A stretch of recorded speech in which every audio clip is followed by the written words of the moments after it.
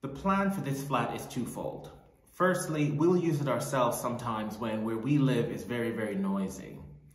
Also, our main flat is not very well set up for guests, so if we ever have people coming to visit, then we will have them come here and stay. We live about 20 minutes away by car, so it's not next door, but we can get here relatively easily.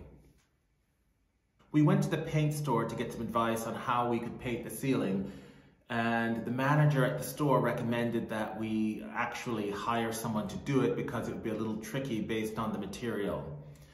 So once we decided to hire someone to do the ceilings, we decided they might as well do the walls as well.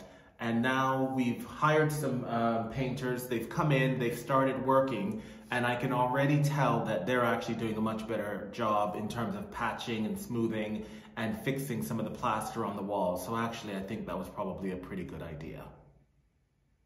In retirement, I think it's really important to make sure you have different options.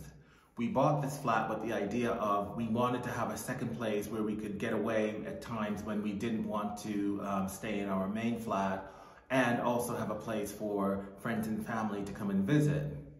But at the same time, it can also be an investment, so that if either we decide that we don't want to maintain two properties, we could either sell it and hopefully get some appreciation on it, or if not, we could also rent it out and get income from that perspective as well. So although at the moment we're kind of using it, and I have some questions in my mind whether or not it's a good idea it's a good use of funds, let's say, to have it vacant for occasional use, at least we have the option that we can rent it out if we decide that we need to do that, or we can sell it.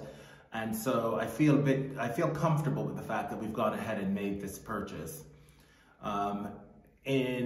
So far, we haven't really done any extravagant holidays or spent a lot of money on things.